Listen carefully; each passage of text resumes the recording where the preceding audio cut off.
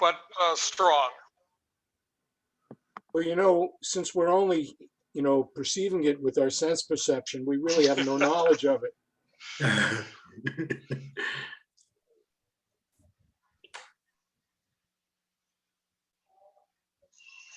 Okay, so yeah, I guess we'll wait till like what, 7 minutes, right? Sure. I don't think there'll be many people joining. We'll, You mean How Plato far- is not like Sex in the Ancient World in terms of attracting a big audience? right, right. You really have to suffer I through think it. I had the most hits on YouTube channel, I'll bet. For that one, right? Of course. and Sex. it was totally butchery, and I didn't do a good job to it. So we have to Sex repeat sells. again. Yeah, you have to include pornography there too, right? Hmm. Then We it'll did. work. We did. It was Egyptian pornography from that Turin papyrus. Yeah, I know it. I remember, but it wasn't enough to. I remember you said you told the whole story of ISIS. Yes, that's pretty crazy, including necrophilia. Exactly. That's He always, said the whole Roman Empire started on rape, and the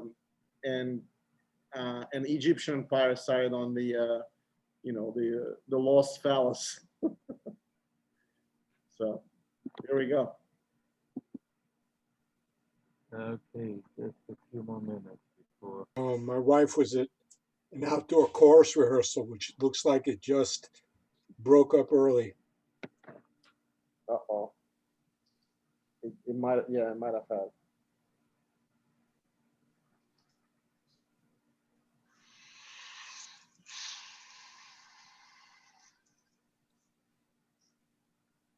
So this I is went to when, check. I have already strong rain hitting the window, but no thunder.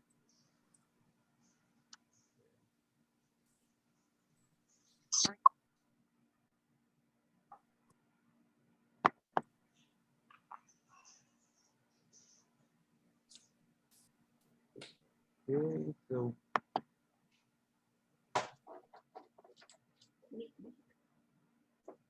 who else joined? Gail. Hi, Gail. Hi, everyone. How are you? Do you want to turn your video? Kind of a small group here. Sure. Hang on. I'm on my phone and it drains my battery, so I can do it for a while and then I may have to go back to Oh, sure. non. So hang on. It's just Greg don't trust anybody without a face. Sorry. Greg, you're on face. So, have you been to one of our meetings Yeah, she's before? been plenty. She's this is probably a fifth or sixth time, right, Gail? Oh, Me, yeah? yeah, I am. I've been listening to several of them and I'm just, I love them. I just think they're fabulous. Thank you. Okay. We the group here is really amazing, and please don't think of us as tough crowd. We're actually here, searching for a history, basically. We're not, sometimes when we have opinions, think of it as educational. We always have opinions, Yeah, but especially not always express them. from that guy. He's a former Minister of Defense for Soviet Union, Mikhail Miranchuk. But what's going on with the Zoom? Something strange. You see, when I said Minister of Defense, his picture turned off. Right. He has to keep It's probably actual Russian Minister of Defense was outraged, so they turned my picture off. No, by the way, great job. I posted it, Mikhail, on building of pyramids. Okay, thank Yeah, you. yeah. I'll watch it. I'm sorry I couldn't make it It's essentially, except the last piece, it's a repetition of what was done at Before, right? Yeah, I remember. yes, Yeah. Lorraine's Club, right? Right, So right. is the YouTube video with the hydraulic engineering, is that new? Yes, it was new. Okay, so you really ought to see that, Greg. That was Okay. worth the whole price of admission. Okay. I will. I will. All right. So shall we start? I mean, we don't know Yeah, if go ahead. anybody I mean, joins later. There's no even point. as people So come in, I'll invite them. yeah. So I tried to find any kind of picture of Phaedo. We don't know if that's really him, but it's attributed to him. So who knows? Maybe he was supposed to be a very beautiful youth. Uh, so just he plays the role of the storyteller, as you know, in this dialogue that actually named after him. Uh, so he was born in the. There is a tentative date of about 417 BC, before Common Era, and he was a native of Elis, which is in the northern part of uh, Peloponnesus. Uh, he was born in a noble family, and the war with Sparta happened around we know about that war between Elis and Sparta in 402 401 BCE. You know, that's after the end of the Peloponnesian War. The Sparta started to exert itself and its influence on all the neighboring states. And as a result of this war, he was taken prisoner. He was probably around 15, 16 years old. And he was passed into the hands of Athenian slave trader and been sold in Athens. Uh, Considering his great personal beauty, he was forced into prostitution. So he started to kind of join Socrates' circle because Socrates was free for everybody. He was like working in the market around Agora, and started to listen. Sometimes engage in conversation. He was very interested, and eventually, as he formed some of the relationships, he begged to be bought out. Okay, so he was ransomed by one of the friends of Socrates, and some of the information about him comes from Suda. Suda is the Byzantine encyclopedia that was compiled about 10th century CE, Common Era, and it says that once he pleaded, the people who helped to ransom him, uh, we don't know exactly who, but the people they mentioned in the Suda is the Alcibiades, Crito, and Cebes. Cebes is the one, by the way, who is present in this dialogue. So he appeared to have lived in Athens for a short time after the death of Socrates. Socrates drank the poison in 399 BCE. So he only had just a couple of years, 2, 3 years of knowing him once he was taken prisoner as a result of that war. Uh, but obviously was very much taken with him. So he supposedly uh, participated in the last day just before he drank the poison.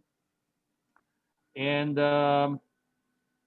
he, after a few years staying in Athens, he came back to his Elis, to this native city, and founded the School of Philosophy there.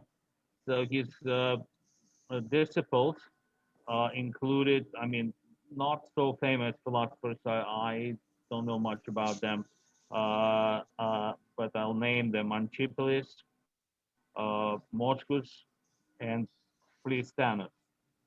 And they kind of succeeded him. Uh, and he later on, his pupils transferred the school to Eretria. This is the city in Euboea, where it was known as Eretrian school. So the doctrines of Phaedo, unfortunately, are not known. They're all writing. You know, all of his writings were none of them were preserved, uh, but we know that they were in the form of dialogues as well. So now Phaedo is the narrator of this dialogue. He tells the story to a Pythagorean philosopher, Echecrates of Philus, of Phlius, I'm sorry, and it's also mentioned in the dialogue, because we're only going to read some parts of it. So it mentioned that in the dialogue that Plato was ill and could not be present at the very end, at the very last day of Socrates' life.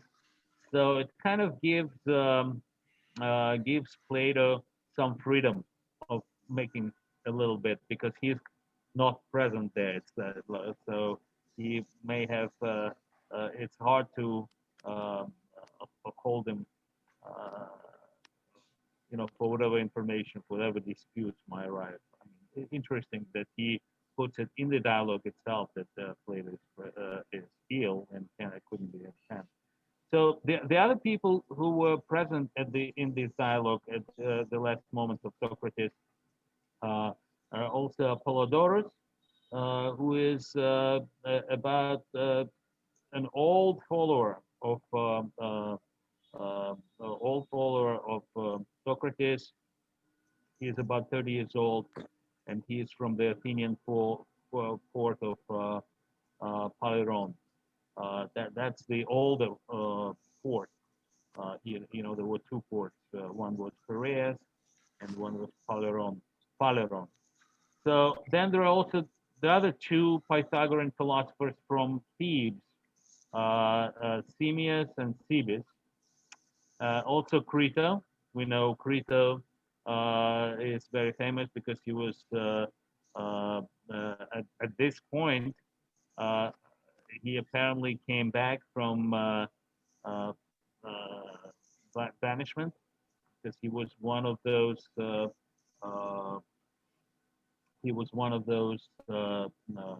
tyrants that Sparta installed after the end of the Peloponnesian War, and then they were banished. I mean, that tyranny, I forgot, was it tyranny of 30? Uh, they didn't last for long. They were just installed by Spartans, and Crito was the leader of them. They were expelled, but after a few years, they were allowed to return. So he's still there. And then also the attendant of the prison is there. So friends were visiting Socrates every day, but they learned suddenly then this is the day of execution. Greg, Yeah. Greg, just the background setting. So Phaedo who was present with Socrates of the Right. day. He's recounting the story to a Yes. Echecrates who was not present. Yes. And that's is the correct. idea that Plato is recording what Phaedo is telling? Yes. Although Plato never appears, but he is together with Phaedo and Echecrates at this telling, and he's taking it down, as it were. Yes. Yes, I think so. It's not very clear whether he was right there at the time he was telling the story to Echecrates, or maybe he heard it later, or maybe he was there. I'm not sure about that. Yeah. But definitely, yes, you're right. Yes. But I was also saying who also was there. So I'm sorry. I read somewhere that Plato claimed to be ill, and that was the reason he wasn't there. Yes, exactly. That's what I said. Sorry, I missed it. Yes, I did say it in the beginning exactly. That he was ill and wasn't there, and that's why he probably could take some liberties with this dialogue. Mhm. So that was the idea. So I'm just thinking, what is this dialogue is really about? And before we read some of it and discuss parts of it, and I probably would summarize it that the main themes is the idea that the soul is immortal, and it's basically discussion the nature of afterlife. I think I could certainly understand why like Platonism and actually Neoplatonism later on uh, became kind of so connected to Christianity. It's because of this idea of the soul and its immortality. It's kind of like it's very easy because what's his name, the great the Bishop of Hippo, the great Christian theologian, Augustine. Augustine, yes, and Augustine was a Neoplatonist before he became Christian. So by reading this, you see, so it's a very unusual, uh, um, and he's basically like one of the things that's interesting. Socrates is trying to prove that also though suicide is unlawful, it is allowed for philosophers. I mean, that's kind of like the.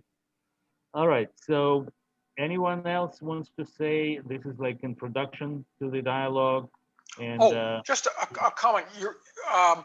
As I read it, Socrates is saying, no, you can't commit suicide because you Right. belong to the gods, but you can accept death, but you cannot commit suicide because that would be disrespectful to the gods whose property you are, right?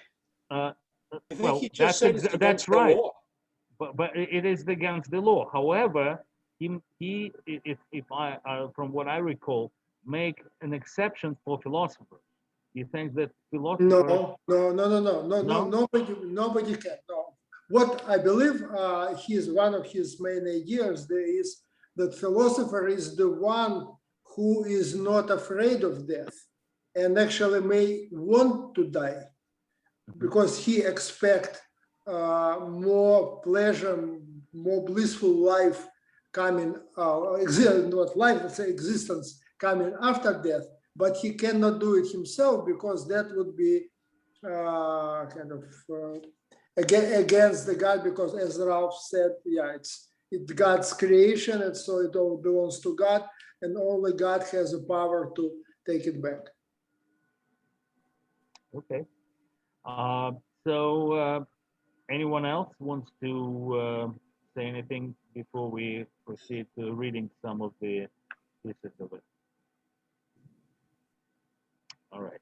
I mean, what I found interesting, justification of something that nobody knows, which is death. How do you trace the soul, right? That this was incredible. How they were able to put it in the philosophical matter of saying what is after the death, and does a soul leave the body or whatnot? It's just an eternal question, if you think of it. Yeah, but we know what he thinks, and actually, I was very much surprised by the elaborate like ideas about afterlife. I actually prior to reading this, I didn't realize it was so kind of complicated and elaborate. I don't know if that's was a common knowledge there, or maybe only for intellectual, but it was kind of interesting. Yeah, he kind of enunciates kind of a basic idea of karma and rebirth, which, I mean, I don't know which comes first. Certainly this corresponds to, like the modern casual understanding of karma. that you will, if you're a glutton, you'll be reborn as a pig. If you're unjust, you'll be reborn as a wolf. If you are a just man, you may be reborn as a man. Yeah, it's actually amazingly similar to Hinduism about the transmigrations of souls, and it is no surprise that, as I said, there are two Pythagorean philosophers from Thebes and another Pythagoras philosopher, because Pythagoras is known to believe in this idea of transmigration of souls. I think I told this little anecdote about Pythagoras. We don't know much about it. Obviously, nothing was written was led, but there was some anecdotes in antiquity, and one was that Pythagoras was passing near his neighbor's house, and he heard the neighbor was beating the dog. And the dog was screaming, howling, and then he intervened, and he beat his neighbor. And then when he was taken in court, he said that his friend died a few years ago, and he recognized his voice in the howling of the dog. So he just realized that he's beating his friend, so he had to defend him. So that was the anecdote. I don't know how much of it was true. There's kind of a Buddhist similarity too, because it's only the philosopher that is not subject to being reborn. He goes to be with the gods, and that's kind of the definition of the person who achieves enlightenment in Buddhism. He escapes the wheel of life and death and rebirth. Okay. All right. So anyone wants to read it? Anybody can see everything clearly, can read it? Or... I'll read it. Okay, go ahead. Have we not found, they will say, a path of thought which seems to bring us in our argument to the conclusion that while we are in the body, and while the soul is infected with the evils of the body, our desire will not be satisfied. Our desire is of the truth, for the body is an endless source of endless trouble to us by reason of the mere requirement of food, and is liable also to diseases which overtake and impede us in the search after true being. It fills us full of loves and lusts and fears and fancies of all kinds and endless foolery, and in fact, as men say, takes away from us the power of thinking at all. If we would have pure knowledge of anything, we must be quit of the body. The soul in herself must behold things in themselves, and then we shall attain the wisdom which we desire, and of which we say that we are lovers, not while we live, but after death. When I have come to the end of my journey, I shall attain that which has been the pursuit of my life. I therefore go on my way rejoicing. And the true philosophers, Simmias, are always occupied in the practice of dying, wherefore also to them, least of all men, is death terrible. Right. This is like pretty interesting. He is in a way like it's like an ode he's like welcoming death, because he feels that this is the natural conclusion of his pursuit in life, pursuit of wisdom, that you cannot achieve a full real wisdom before you die, because you occupy your body, has all kinds of needs, all kinds of stimulus, whatever. It could be anything, hunger, or maybe desires, all kinds of desires, sexual desire, obviously, is a big part of lives, and it deflects you, so you cannot really devote yourself to this. That's how I understand it. Anyone want to talk about this? I had some thoughts about it. I mean, one thing just in general, I'm always kind of uncomfortable about the assumptions that Socrates makes. He makes these, during the course of his interaction with his interlocutor, You know, he kind of jumps to things, and the guy says, "Oh yes, of course, Socrates," and then they move on, and they never question some really tremendous assertions that he makes. In this particular one, what caught my eye is in the second paragraph: the soul in herself must behold things in themselves. So that concept of things in themselves is a huge question for later philosophy. Is there such a thing as the thing in itself? Can we have knowledge of the thing in itself? Kant says that we cannot. It's impossible to have knowledge of the thing the thing in itself. Hegel comes up with this idea of the thing in and for itself, which is the thing in a process of becoming. And then Marx famously turns it on its head and talks about the class for itself.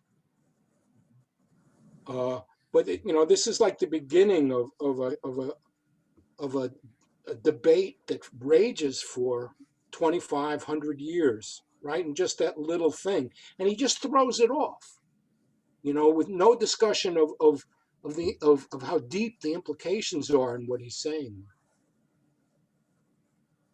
Okay. I may add to Paul's words. That's first of all, the whole 90% of the book, when we go through logical steps which Socrates presents to convince his interlocutors, it's very crude manipulation, very frivolous assumptions. Of course, they always say yes, then he changed his view Right. 180 degrees and continues and so on. So as far as quality of logical thinking, it's beyond, I don't know, any critique, I would say. But out of this, his main, I would say, practical, if it could be called practical conclusions, his main approaches, I believe is very, very laudable. That's yes, he maintains. It's not only his. It's Plato continues and tells us in other works, and also in Socrates' conversation with also preceding his death, just days before, he expresses similar thoughts. That's true pleasure for a philosopher is search of wisdom, search of the truth, and all other material things, or kind of bodily function, they all only hinder this. So obviously, in this respect, the death should be welcomed, and definitely, at least not being afraid of. Another thing which caught my attention here, I believe in Creta and in Apology. I don't remember exactly where he assumes that maybe death is the ultimate end, and maybe there is no soul and nothing beyond the death, but it still cannot be frightening because, okay, it will just free you from all things which bother you, meaning true philosopher, in this earthly life. So at least it should not be, a true philosopher shouldn't be afraid of, or and very likely to welcome death. So that's. Yeah, I believe it was in the Apology. I do remember that. I was surprised that he didn't essentially mention it here. He always comes to proving or trying to prove that Right. the soul is immortal, but not assuming that it could not be there. Yeah, because it's more narrow. It's about the soul, immortality of the soul. Right. That he explores this part. I mean, he makes all kinds of assumptions. Obviously, Well, he allows possibility that there is nothing after that. But now he explores specifically, this part. It strikes me there's a lot of similarity to this to Christianity, and in particular to the asceticism that characterized a lot of early Christianity, perhaps less so now, but the idea that earthly pleasures are to be rejected or abandoned, or at least not to be taken seriously, and the true pleasure will come afterwards.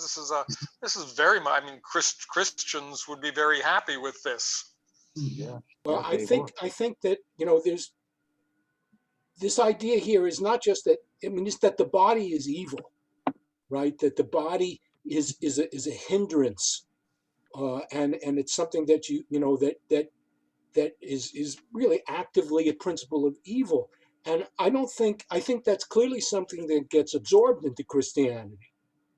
But I don't think that comes from the writings. I mean, I don't think it comes from the New Testament. I don't think you find it in any of the Gospels.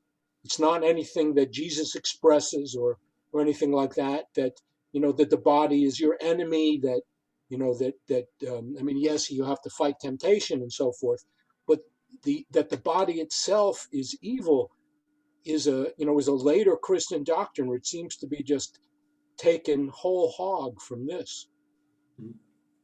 Yeah, I remember it just came to mind because for the time when the Christianity was very new. The Saint Jerome was a particular harsh asset. I don't know, did I say ascat or asset? I would say right way to pronounce it. Affect. Asset, right? Okay, so he was so strict that he was operating in Rome at the time, that one of the girls who followed him was a daughter of Roman nobility, one of the senatorial rank, and we're talking the end of the 4th century, maybe beginning of the 5th century. That's the time. So she actually died as a result of this harsh kind of lifestyle, and there was a big scandal, and but Saint Jerome apparently survived it, but it was like very famous event that he drove her to death. I mean, she probably died from starvation.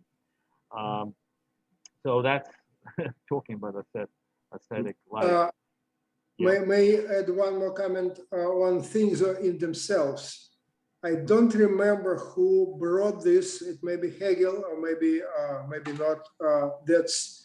He compared material things with the idea of things. And the idea is something which is created mentally, and this is ideal, the ideal picture of anything, of whatever. And that's could be approached infinitely, but not reached completely in material. I think that's Kant. Maybe Kant. Maybe, yeah, that's what I'm saying. I don't remember. I was talking about that before, the notion that the thing in itself is impossible to understand by human beings. And Plato kind of says the same thing, in which he's basically saying right here that you can't understand the thing in itself until you're dead. Right? It's only after you're dead that if you go back one slide, Greg, he says, the soul in herself must behold things in themselves. But if we would have pure knowledge of anything, we must be quit of the body. We can't understand it. We can't know it until after we're dead. So it means that we cannot know it while we're alive. Well, I think we cannot, I believe Kant, if it's Kant, I'm not disputing this, I'm just, let's say Kant, expressed it differently. He said that men also can have a mental idea or some ideal picture, the idea of something, which is pure, which is complete, non-controversial, but any material approach of this idea will have its shortcomings. So it's not necessarily that you have to be kind of free of your body. It's just contradiction between the ideal image and the material subject, or material object, I would say. Okay. Shall we go on? Yeah. I would just note that that's Christian viewpoint. That is the Christian part of what we were, that slide you're just looking at, is the idea of achieving the truth as the end. That's what our end in the sense of our objective. And of course, Christian belief is that you will have a resurrected body, a glorified body, that will be free of, all the faults that came about as a result of original sin back in the Garden of Eden, etc. But you're right, it's not the body per se. It's the faults that we are prone to while in our bodies. But yeah, that's why up until just recently, in Catholicism, you were not supposed to be cremated. Only full body death, because the idea was that your body would be risen. But that's, now that the cemeteries have all gotten rather overcrowded, they've rethought that philosophy, and cremation is allowed now. But that's the basic belief. So we now see that Marx can correct Catholic teachers, right? Material objectives make necessity. Perhaps, yes. Greg, are you going to be talking? I don't want to jump ahead if you're going to talk about it later. Are you going to talk about the way he says that things come out of their opposite? Yes, we'll talk about it. Then I'll wait. All right, let's just move on. Let's read this short. Well, I'll read it. That's the. So this is what Thebes said, and in response to this, is basically said, but surely it requires a great deal of argument and many proofs to show that when the man is dead, his soul yet exists and has any force of intelligence. There comes into mind an ancient doctrine which affirms that they go from hence into another world, and returning hither are born again from the dead. So, I think he is asking for the proof. And as a part of it, yes, here, we're not necessarily going to read this, but here he goes into talking about two opposites. And basically, one idea is that if they generate each other. So if life generates death, then the opposite must also be true. And that's a real good example of what I think is a really arguable, questionable argument. But he just puts it out there and says, okay, so if death comes from life, and right. Sure, Kibes and Simius agree with that. So therefore, life must come from death. Right. And that's not proven by Plato. It's just asserted and then used as an argument, a really critical argument about the immortality of the soul. But there's no proof of that at all. And it's unprovable, and it's wrong. Yeah. Yes, exactly. It is wrong. Well, yeah, that's one of the arguments. Okay. So let's go now a little further. Wait a second. Did I? But let me just say that it really once again it presages Hegel with this idea of the thing comes out of its opposite, and it really sounds a lot like Hegel's idea of the dialectic of the thesis and the antithesis resolving themselves in a new synthesis. Okay. Now, let's read the next one, because this is now we go to the what famously known as the theory of recollection. Anyone want to volunteer to read this? I can read it. Okay. 1 second, let me put it. Okay, Sebes edit. Your favorite doctrine, Socrates, that knowledge is simply recollection, if true, also necessarily implies the previous time in which we have learned that which we now recollect, learn that which we now recollect. But this would be impossible unless our soul has been in some place before existing in the form of man. Here, then, is another proof of the soul's immortality. And has not this been our own case in the matter of equals and of absolute equality? From the senses that is derived the knowledge that all sensible things aim at an absolute equality of which they fall short. Then before we begin to see or hear or perceive in any way, we must have had knowledge of absolute equality, or we could not have referred to that standard the equals which are derived from the senses. And if we acquired this knowledge before we were born, and were born having the use of it, then we also knew before we were born and at the instance of birth, not only the equal or greater or the less, but all other ideas. For we are not speaking only of equality, but of beauty, goodness, justice, holiness. So it's basically he's trying to, he goes back, by the way, the theory of recollection appears in the earlier dialogue called Meno, or you remember, Paul, when we discussed 10,000, Meno, Memnon is that one of the generals that got killed there in Persian camp. But he appeared, he has another dialogue, and over there they discuss whether virtue is teachable or not. And one of the arguments is that the human being born with some sense of virtue, and then eventually you could enhance it one way or the other.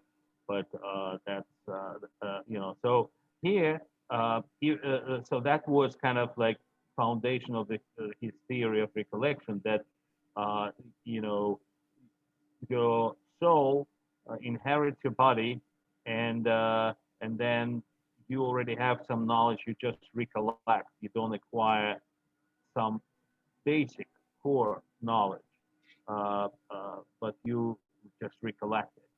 And but then, it seems to me there's a chicken and the egg problem here. What comes first, the chicken or the egg? So if you can't actually learn anything, you can only recollect something. So you must have learned it before you were born, but how did you learn it then? no, it doesn't say that you cannot learn anything. It Oh, just yes, says it that does. a lot of actually, as It we says that further, you only recollect things, you don't actually learn them. some basic things you recollect, but you could also acquire from my understanding of later reading, okay, that as you become a philosopher and you learn more things, you educate the soul, and the soul when it goes out into the underworld and it comes back, it will come back in a different state as a result. So you could improve your soul with your life and more learning, but whatever soul you receive, there is already knowledge. It comes with the knowledge. So you, as you're born, you already have some basic knowledge about, as he says, about the beauty, about justice, about equality. That's the idea that you already have. It doesn't mean that you cannot learn But more. where did you get it in the first place? Where you get it, the soul already had acquired knowledge, and once it inherits your body, that's where But my question is, where was the soul? What was it doing when it acquired this knowledge? What's the process by which the soul learned any of this stuff? By inheriting different bodies. Right. Yeah, I agree with Greg. That's at least this was my impression. He doesn't say specifically. He doesn't say that. But the whole idea is the soul is a repository of all knowledge all the bodies the soul, this particular soul was in, were acquired. So it takes all the knowledge it based. Yeah, I'm inclined to agree with Paul that I think he's clearly saying that the ideal concept, the idea of beauty, goodness, justice, and holiness, we know because our soul knows it. So that's how I know it, and that's how whoever I inherit, whoever had the soul before me. But it still leaves the question of how did it start originally? Right. Does it go back forever? There has to, presumably, You know, there is was some there a origin. revelation from God? I mean, it's almost kind of what you're saying is the implication is that only something divine, right? Something outside of this process starts it by imbuing the original knowledge that you later recall when you acquire a body. I think that's right, Paul. Whether one accepts it or not, but I think that's the model, is that everything derived from the creator, God, and that's why all things ultimately tend back towards the end, which was also the beginning, i.e. God. Yeah, he doesn't explain it where the creation of the soul and how it comes to any knowledge originally. You could this is not part of this. You could assume that maybe originally has almost no knowledge and it acquires by inheriting the first body, and then, or maybe there is some way of the soul of learning things in the underworld. But this is all would be the assumption. He doesn't address this Well, where he it does kind of originally. imply that you can know things after you're dead, right? I mean, he said that's when you can understand the thing in itself, and not before then. Well, you can acquire basically your wisdom. When you got the true wisdom comes after you get free of your body. In your soul becomes wise. Then it inherits, with all its wisdom, next body, and it dragged down by that body. It needs, But the that point is, kind of. even though you can, while you're alive, you can aspire to it and attempt to not honor any of the demands of your body, but you're still alive. You're still in a body. You still see with your eyes and you hear with your ears, and you're still subject to all the limitations of someone who's alive, which is Right. that you cannot teach that person virtue. But Right? well, it says that usually come with a sense of virtue. Yeah. But it doesn't mean that you could uh, uh, improve it, because it basically says that if you lead the life of philosopher, I mean that's the idea, then you teach the soul, and then it comes back with a bigger knowledge, and that's the idea. That's why it can go on. If you No, waste your life. I didn't see that. I'd be curious if someone, finds the place, in the text Oh that's yeah, well, it will be if- there. You will see at the end. okay, good. I believe there is something there. Because But as you know, I didn't get to read the whole thing. okay, but let's go to the next one. Uh, any volunteers to read it? Because if not, I can always read it. Okay, I'll read it. Um, what I mean is that men who have followed after gluttony and wantonness and drunkenness and have had no thought of avoiding them would pass into asses and animals of that sort. And those who have chosen the portion of injustice and tyranny and violence will pass into the wolves or into hawks and kites. Some are happier than others, and the happiest, both in themselves and in the place to which they go, are those who have practiced the civil and social virtues, which are called temperance and justice, and are acquired by habit and attention without philosophy and mind, they may be expected to pass into some gentle and social kind, which is like their own, such as bees or wasps or ants, or back again into the form of man, and just and moderate men may be supposed to spring from them.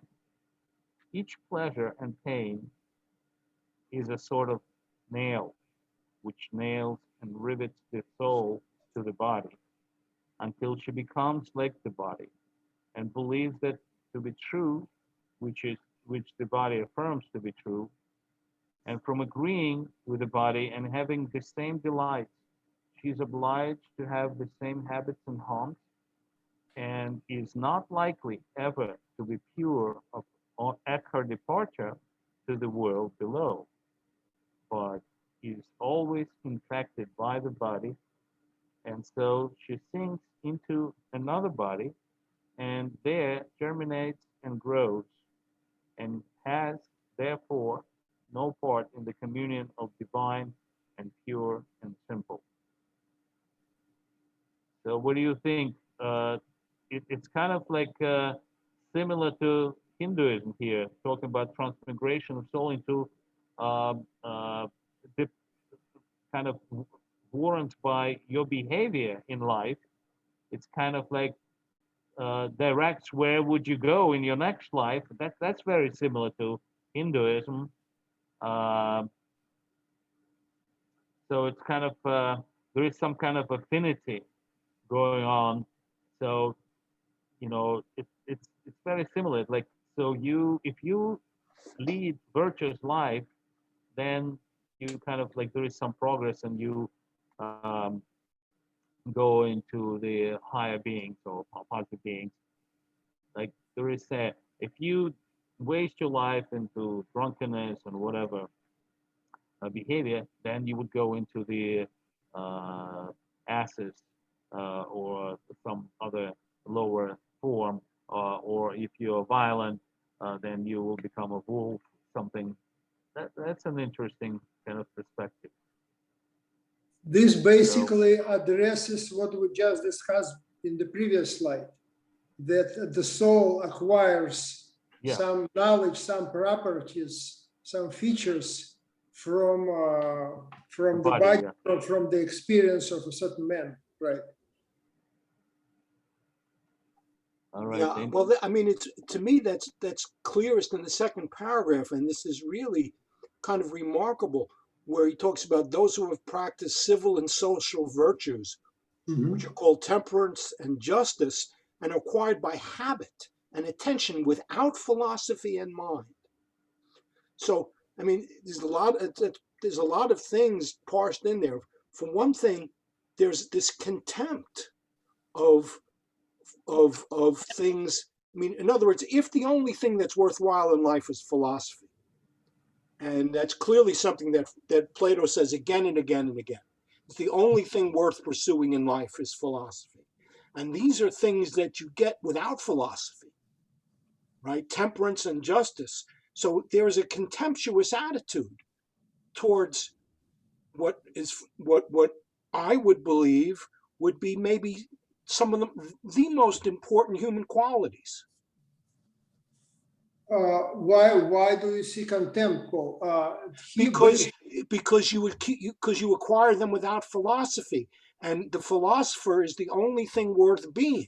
So if you're acquiring this without philosophy, then it can't be worth anything, because the only thing that's worth anything are the things that you acquire through philosophy.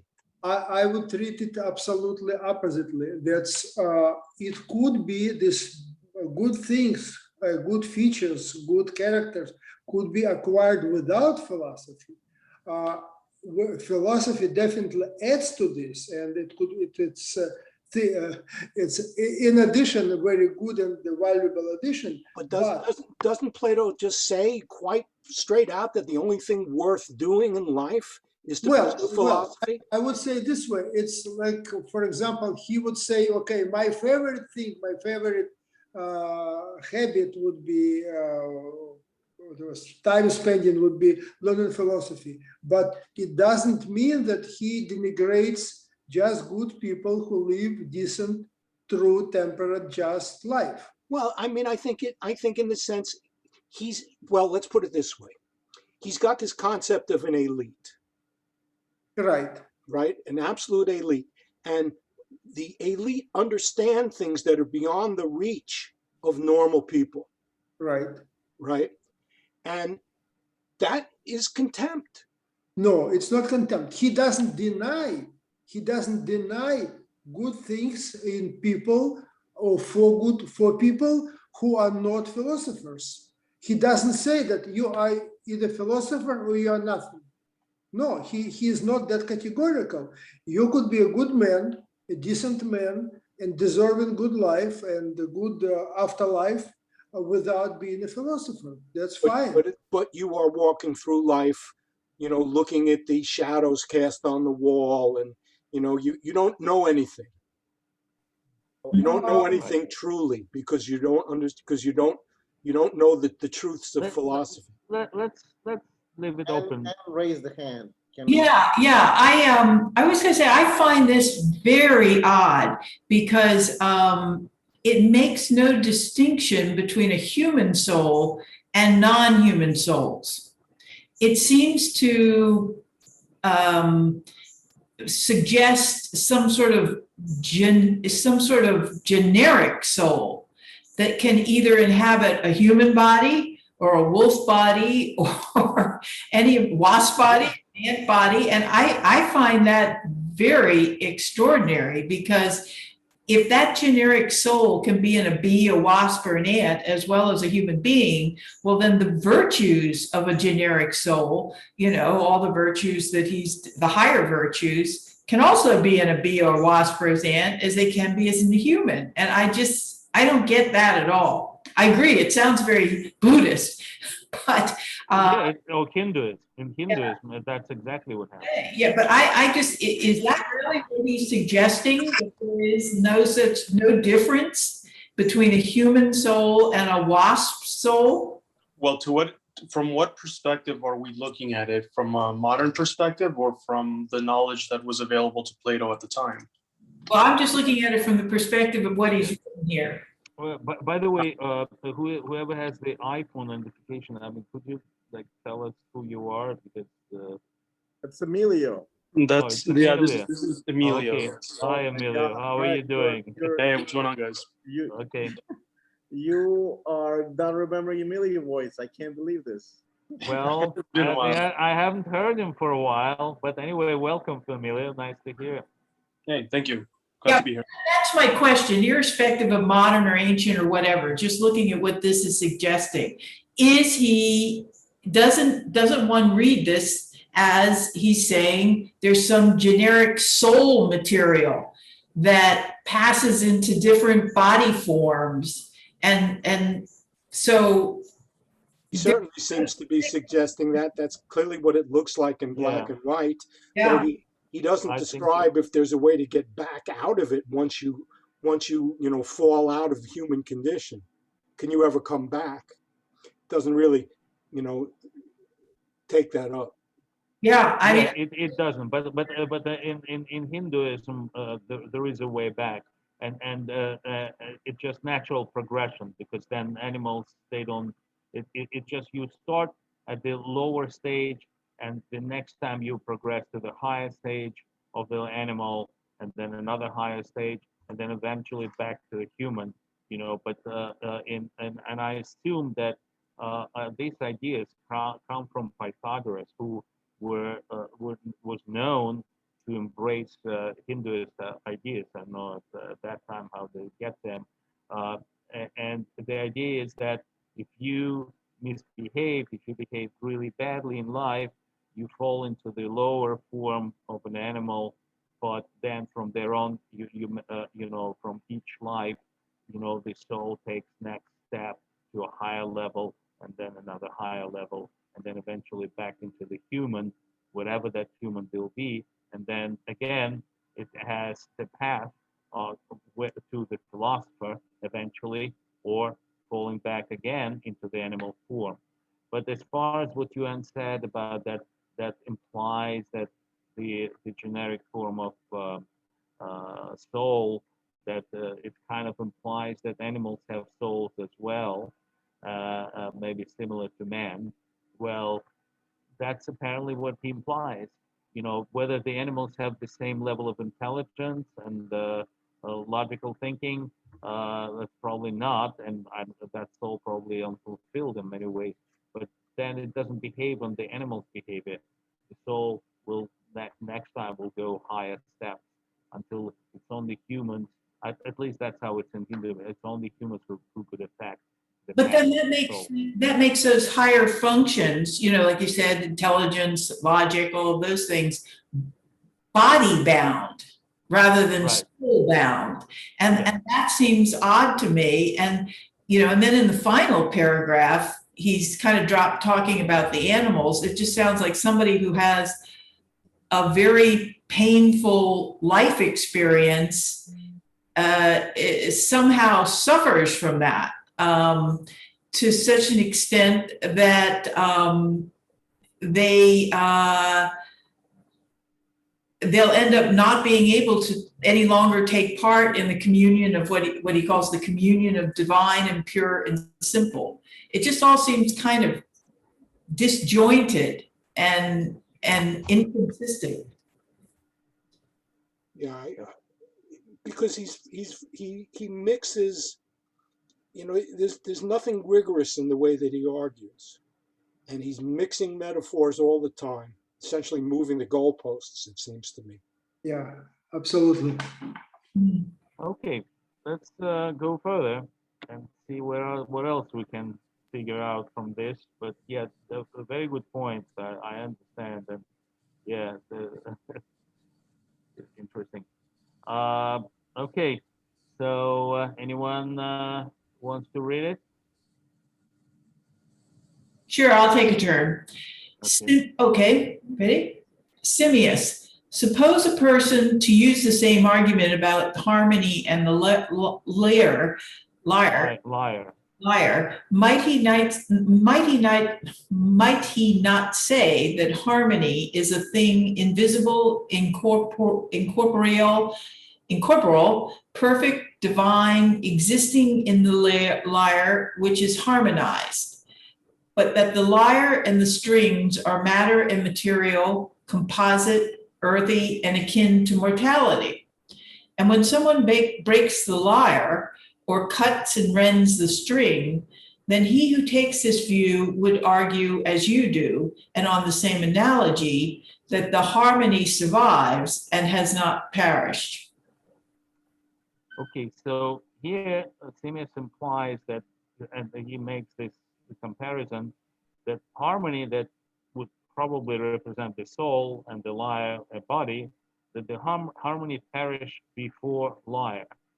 You know, that as soon as you start playing, there is no harmony, but the lyre is still there, and then the lyre dies, obviously.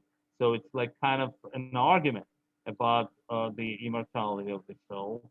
And then later on, Cebes, the second Theban philosopher, compares soul. I didn't take the quote from there, but compares the soul to the clothes that the weaver creates.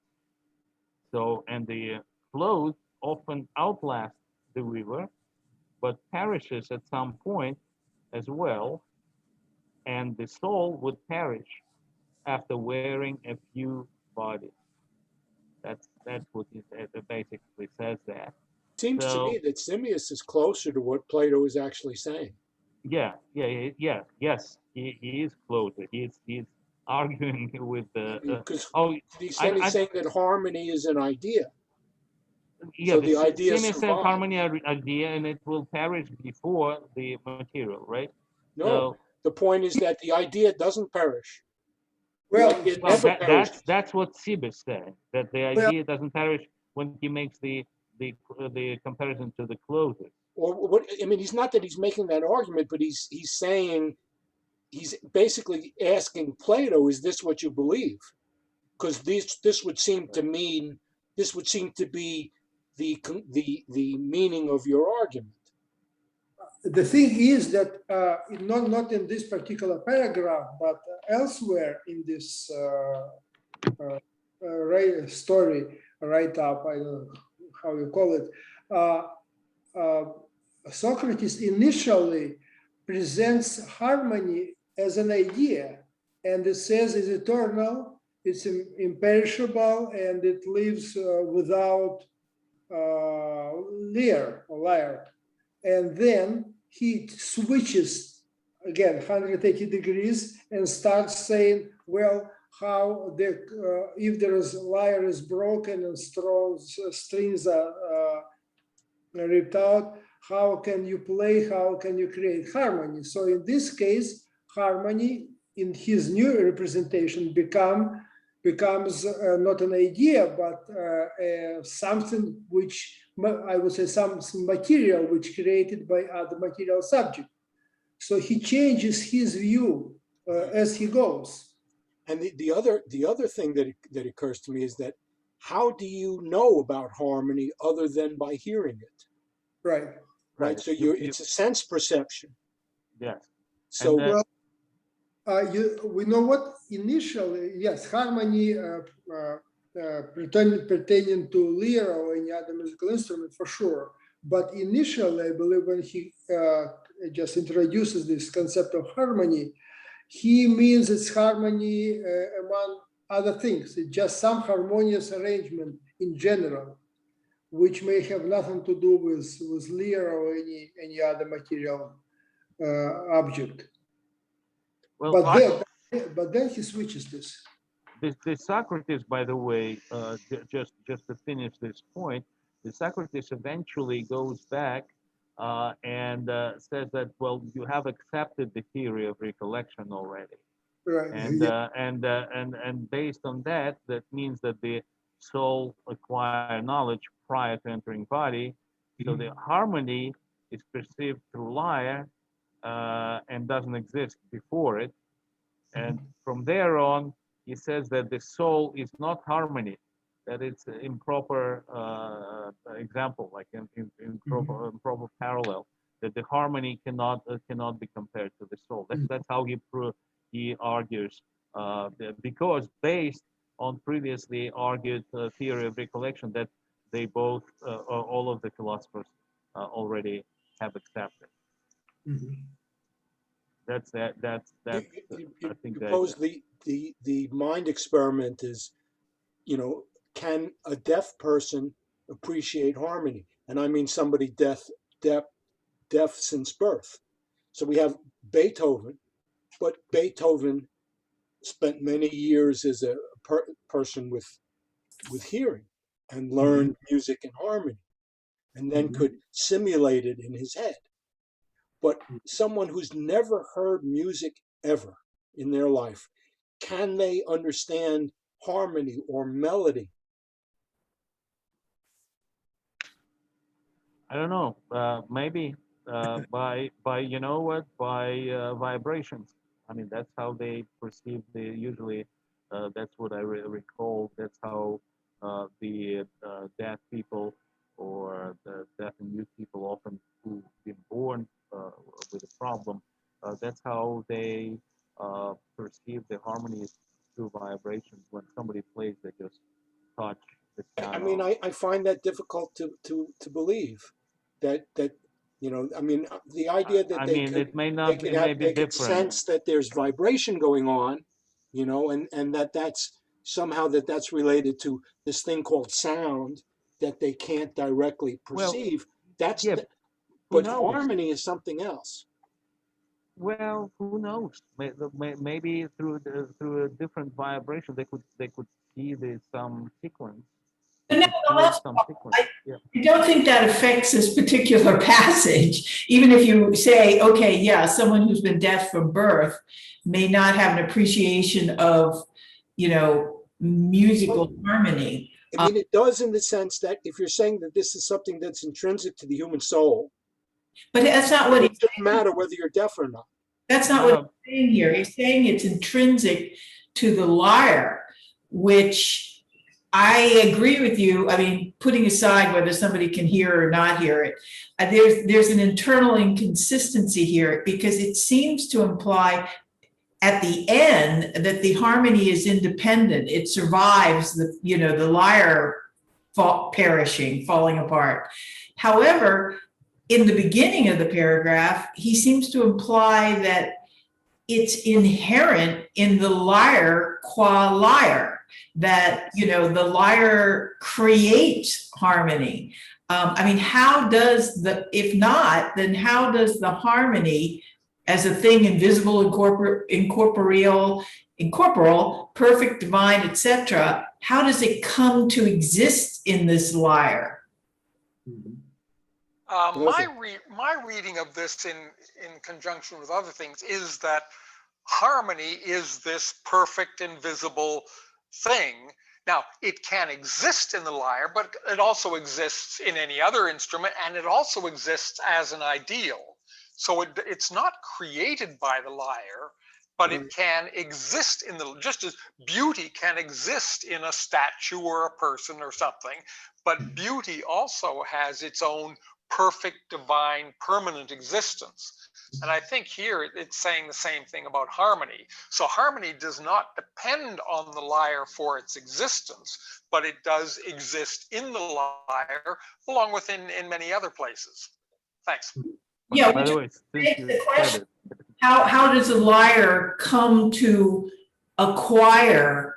How does harmony come to reside in this thing, a lyre? It doesn't. The harmony exists in the mind of the lyre player. Well, that's a different argument, I think. I don't think that. No, yeah, I'm saying it is a different argument, but in other words, if we just talk about melody instead of harmony for a second, just because it's easy to imagine, you could play a melody on the lyre and then smash it. And then someone else who heard the melody could then repeat the melody. So the melody lives, the melody survives. In the same way, you play some harmony on the lyre and you've got two people listening and they can reproduce the harmony. It's still alive, even though the lyre has been smashed. So arguably the creator, the maker of the lyre constructed the lyre to take advantage, to capture this incorporeal thing, harmony that's out there in the universe. Would that follow from what you're saying? I mean, I don't know what Plato would think. Plato proves that that this argument is inappropriate. That harmony cannot be compared to the soul. Plato was cheating because Plato initially he introduced a concept of harmony as something which kind of beauty which exists without anything else.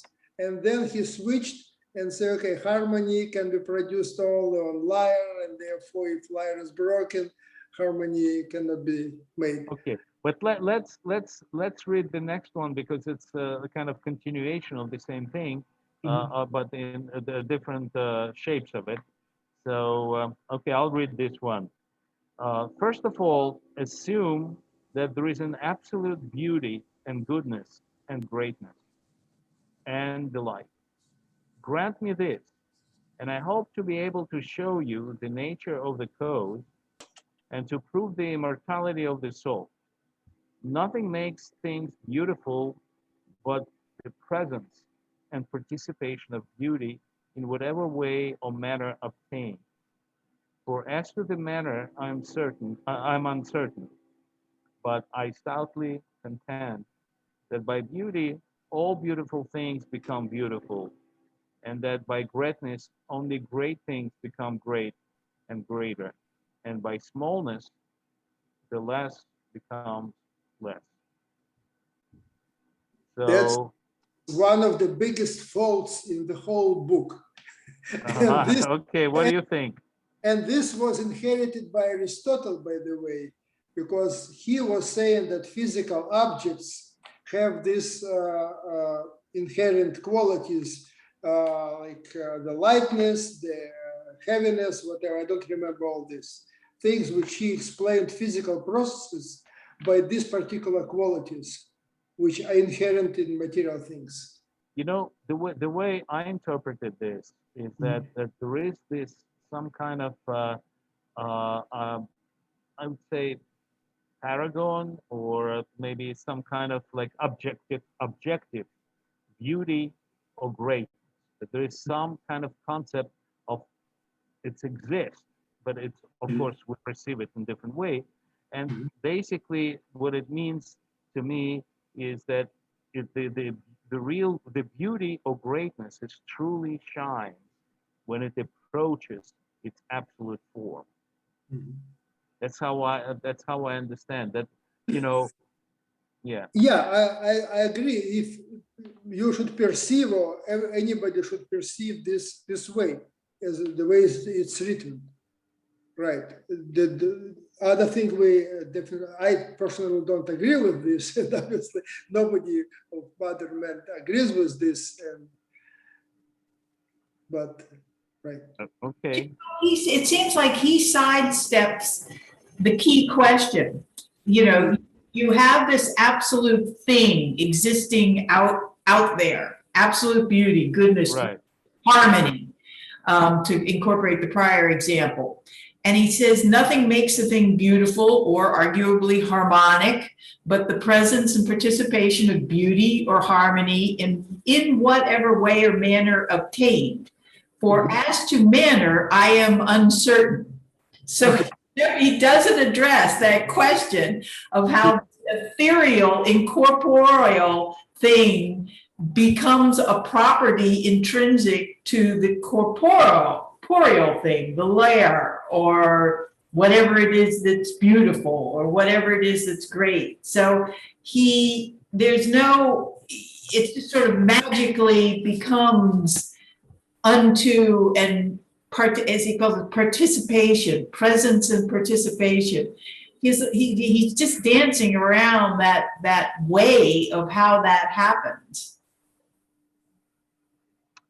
I don't think that's what he's saying. I think I mean, to me, the big outrageous claim is the very first thing. First of all, assume that there is an absolute beauty. Okay, if you grant him that, then everything follows from it. But that's not obvious. I mean, that's not something that I think that everybody would or should just take as an obvious thing that everybody should grant. But if you do grant it, then you're saying that the fact that you consider anything beautiful is because in some way, it embodies some approximation of this notion of absolute beauty. But the whole idea of absolute beauty is that it's, he talks later about how these things are immutable and unchangeable. That makes them kind of unreal. There is we know there is such movement, right, in philosophy, like you would generally call objectivism, and Relativism. Well, no, the whole thing is that about that whether there is an objective reality or there isn't. There are two opposites. And there are different directions that in philosophy according to that, because there is Right. some assumption that there is no objective reality at all. It's entirely your perception, and there is no such thing as objective reality. The other movement saying yes, that there is an objective reality, and it is a question of how close you are to an objective reality in your perception. You may also think that there are, it's almost like a kind of like a balance. Like there is some midpoint, and and depending, we have understanding of let's say in politics, right and left and the center. There is a center. Center would be kind of like you could think that it could go far right, far left, closer or anything. I'm just like looking at this point. I'm not saying that center necessarily represents an objective reality, but just as a model, you know. But so that's the idea. He is probably putting here that there is an objective reality. That's his views, and if, uh, and that means there is an objective beauty, objective greatness, you know, things like that. And yeah, you could question that, you know, but again, these are the things that you cannot prove. But I think the point is that you can't ever prove it. You just No, have of to course accept not. it on faith or you don't. Right. If you, yeah, that's, but a lot of things in philosophy are like that. I mean, you just make assumptions of something and you base from that. I mean, it's not like, In other you words, know, even in math, there is an axiom. You know, it's like this right. axiom, Well, I and mean, that's it. I'm comparing it to Descartes, Okay. right? So Descartes Yeah, yeah, says, it's just different. It's just different points of view. but Descartes is saying that he will deny anything that can't be proven. Yeah, I And the understand. only thing that he will assume is that uh, anything that he knows is something that he thinks. He can't know it without thinking it. Right. No, I mean, I'm not saying that one, you know, there is one thing is right and the other one is not. Yeah, they're different views, different ideas. Well, anybody wants to say anything? You know, Gail, I don't want to put you on the spot, but if you feel like if you feel like you want to say, if not, it's fine, no pressure. I mean, but I want to give you an opportunity if you feel at any time to raise your voice, please do. Thank you. Actually, the sense that struck out to me was nothing makes a thing beautiful but the presence and participation of beauty. And I think he's saying that beauty cannot be made, that it's this in the ether, it's this ideal, and that it cannot be made, it is there. And if something has beauty in it, then it's beautiful. So I thought that was very interesting. All right, let's move on. Okay, anybody wants to read? I will.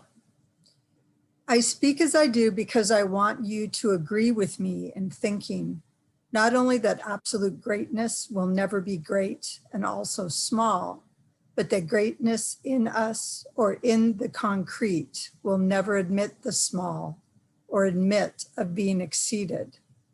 Instead of this, one of two things will happen. Either the greater will fly or retire before the opposite, which is the less, or at the approach of the less has already ceased to exist.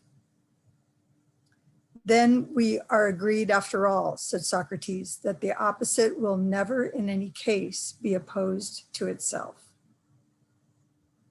Yeah, so here it's like this kind of final argument for immortality of the soul.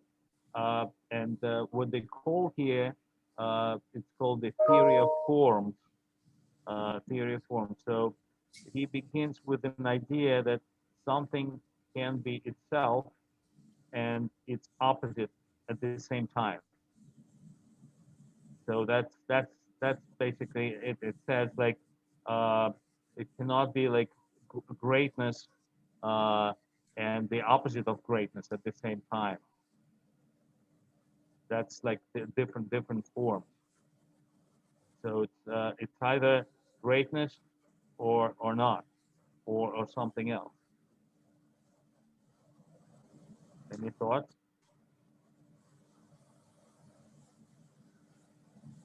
Okay. All right. So okay, let's continue. All right. Then whatever the soul possesses, to that she comes bearing life. And is there any opposite to life is death? Then the soul, as has been acknowledged, will never receive the opposite of what she brings. So the soul does not. That's an argument for immortality of the soul, that it cannot bring death, only brings life. That's one of the. Okay.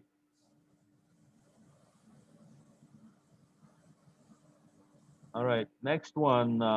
Okay. Now we hear the another point here, and this is an interesting view on the underworld and the nature of afterlife.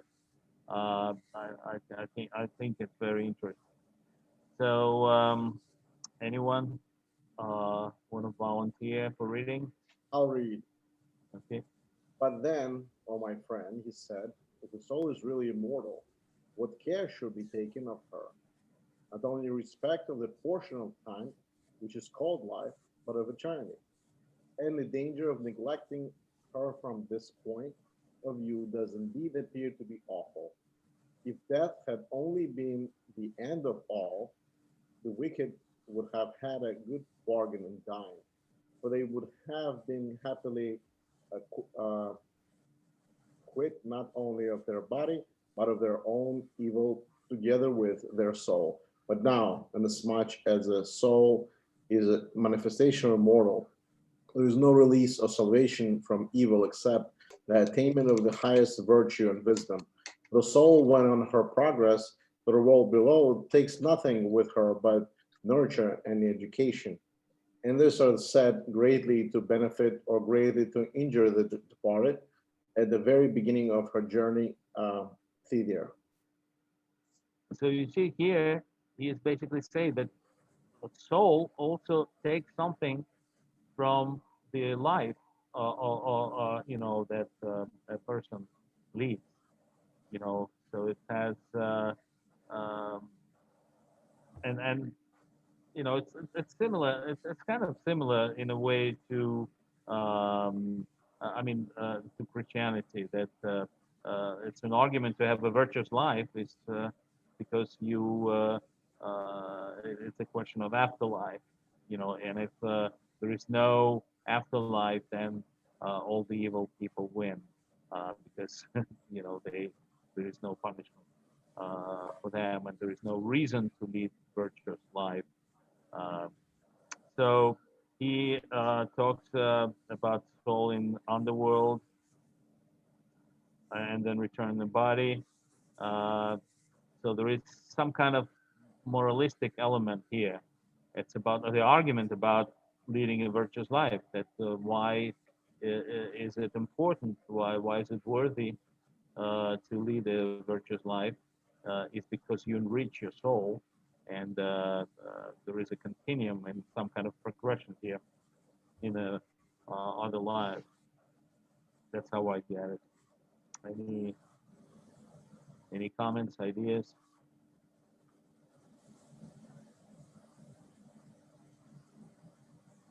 In a sense, it's some repetition from what we discussed already. Yeah. It's basically you have to bear responsibility for what you've done. But I find that problematic because if there's this idea of the generic soul that can just move around, from person to person and people to ants, etc., and back again, how is there any individual agent who can be held accountable for specific actions? There isn't. You can have a morality then. Well, the idea is that you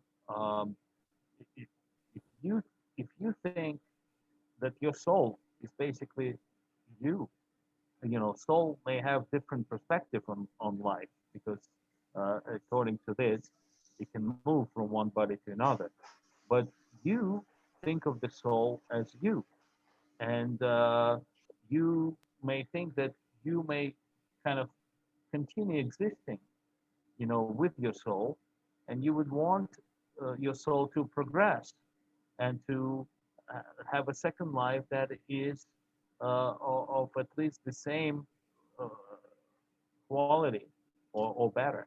But Anne asked, how, is there anything that holds the soul accountable? Well, I don't think the souls are generic. I think the souls, I guess, sort of acquire some goodness or badness as they go through. So I think souls are specific, and a particular soul goes from one person to another. And I guess, like the idea of karma, it takes its acts or its qualities with it. So souls are not simply generic, and they do carry something with them from person to person or animal to animal as they go. Thanks. Well, I think when she was saying that it was generic, she's saying that it's not specifically human, right? That the soul can move from a human to a non-human. So it's, in that sense, it's a generic soul. But I think that the thing that Anne suggested is that there's no way in which the soul is held accountable. Well, what I'm saying is it's no way it can be held accountable. That's right. But I'm saying that the the whole soul notion moves, of the soul being held accountable Right. implies that there's somebody to do that there is a higher being, there's a judge. Well, yeah, that's sort of what I'm saying, but I'm also saying that this soul has no agency for which it can be held responsible because it's generic. yeah, but if the soul can fall Let me into just the finish. animal form, it's probably not the same quality of life.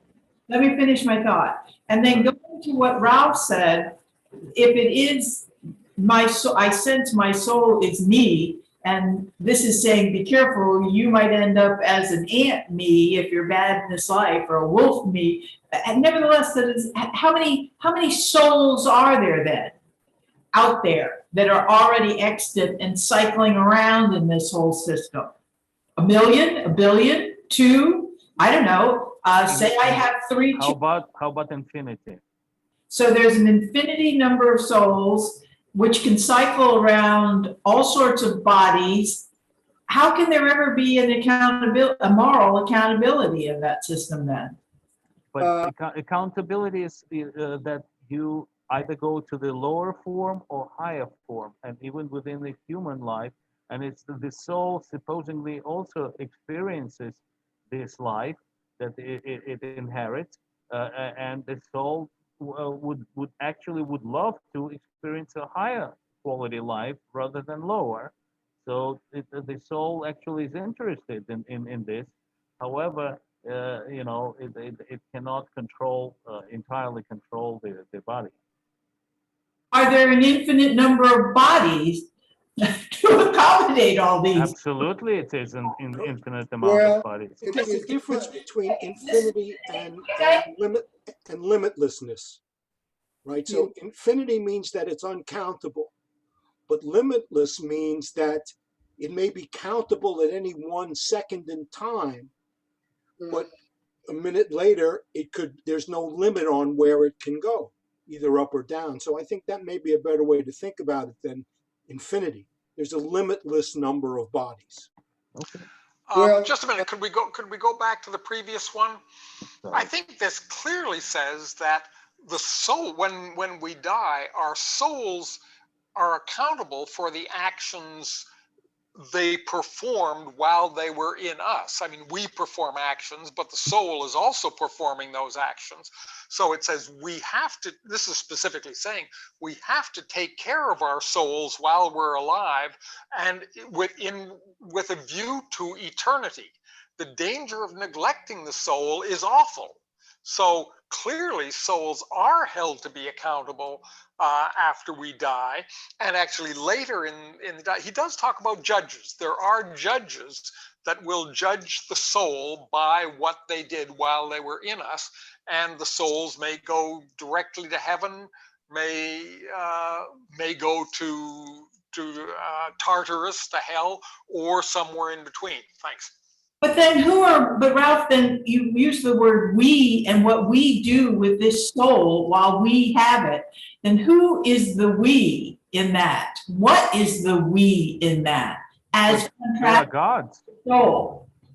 Well, every individual has, all human beings have a soul, and perhaps, I guess, all animals as well. So when I say we, I mean, yeah, all of us as individuals, we all have souls, and we're all, our soul will be held accountable for what it does in our lifetime. And it will be held accountable in the next lifetime, and ultimately for all eternity, at least sequentially. Thanks. I meant in the sense of identity. I or we or whatever. You seem to be positing an identity distinct from this soul thing.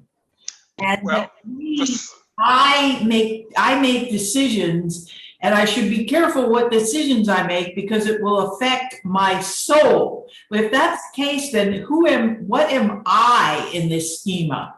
Am I my body? I mean, what is Both. I is the soul who's making the decisions. But the identity is both body and soul. And I think soul is a big part of your identity. Body. Yeah, but it's not the body, because it's the soul that takes the hits, right? It's the soul that soul also behaves. It's soul in a way leads. And I mean, there may be something else that body contributes. There is a mind, right? And there is a soul. And in the combination of those two, you have certain actions that have consequences, one way or the other. I think that's how it goes. But yeah, anyway, at any given time, we are a body and a soul. The soul is eternal, and when we die, the soul moves on. So the soul is eternal. It occupies our bodies and our bodies and souls are joined together for our lifetime, and then our bodies die and the soul moves on to another body generally. Thanks. But our soul will be taking responsibility for the bad deeds of our body. Yes. Well, but doesn't it say in the last paragraph, for the soul, it takes nothing with her but nurture and education. So that it learns from the right, life. Nurture and some kind of education. And then it says, and this affects the beginning of his journey thither. So that makes me think that the soul will only take what it's learned, and then that's going to affect the next journey. But look, it says that he can benefit or injure. Right. Yes. So it's not just good stuff. Mm-hmm. Right? You can injure the soul. That's right. That's why it's an argument to have a virtuous life. That's the thing. So I guess the accountability is this, at the moment, unknown mechanism by which, after you die, either you're a philosopher and you go to be with the gods, or you go to some other place. It's not clear how that choice is made. They all go into the underworld. And by the way,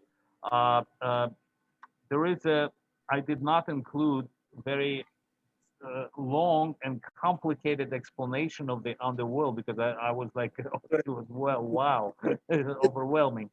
It's essential and readable, because you can imagine whatever you want. Right. So, but yeah, we will not go there. But here, let's go to the next one. It's very interesting because now this is really, believe it or not, that's his influence on Aristotle and actually on the Ptolemean system that existed. Wait a second.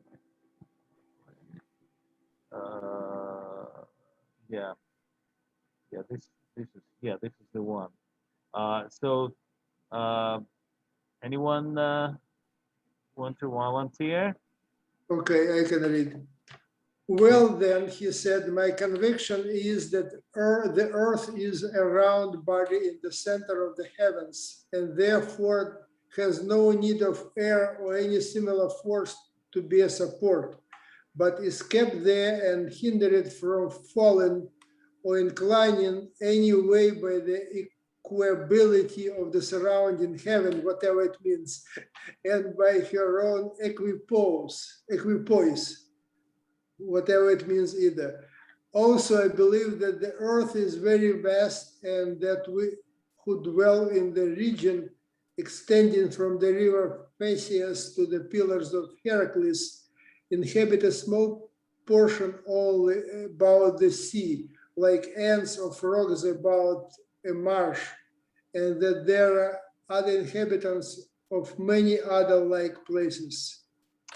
So really, this is we're in the beginning of because philosophy also meant the naturalist, the natural world, and we're at the beginning of the philosophers trying to explain how the world constructed, how it's all, and here is this geocentric idea that dominated for the next 2,000 years. Probably I'm talking about this is like 400 BC, maybe another 1500 something. Till Copernicus, yeah. Right, yeah, somewhere around to 1500. So it's in a way kind of very dominant force that expanded. But I found it very interesting, his idea. Also, his understanding of the geography. The river Phaedo. He's just taking the river Phaedo is in Colchis, which is in Georgia. It's called River Rioni right now, and it's between that and Gibraltar, right? The Hercules pillars of Heracles, the Gibraltar. So he's basically talking about calling this Mediterranean and the Black Sea and Pontus as a pond, right? And and we're just ants and frogs of that pond, but there are other ponds. It's kind of he probably saying here. So it's and then I actually didn't want to go into, as I said, he gets very elaborate description of how everything coexists in the underworld and how the soul travels. I just figured like it would be too much for a meeting. We will be lost in there. But it was very fascinating. I mean, I also noticed we discuss, we criticize, we see some problems with certain assumptions and everything. We have to really think about that. This is the really very beginning of questioning and understanding natural world and the whether there is a soul, because he also has doubts. He expressed that there might be nothing after that. It's not like but he goes that you could construct the whole like very complicated underworld and how everything operates. This is his attempt to explain the whole world. And very few people really went to such a degree. But this is very beginning of the questioning an idea. Yeah, I have a comment on that. It did strike me this elaborate story. No, not this. Later on. Yeah, but no, I'm talking in this one, his geography of the underworld. It struck me very much like Dante's Divine Comedy, where Dante does come up with a very elaborate structure of hell, of the various levels, complex levels of hell, and of purgatory, and of paradise.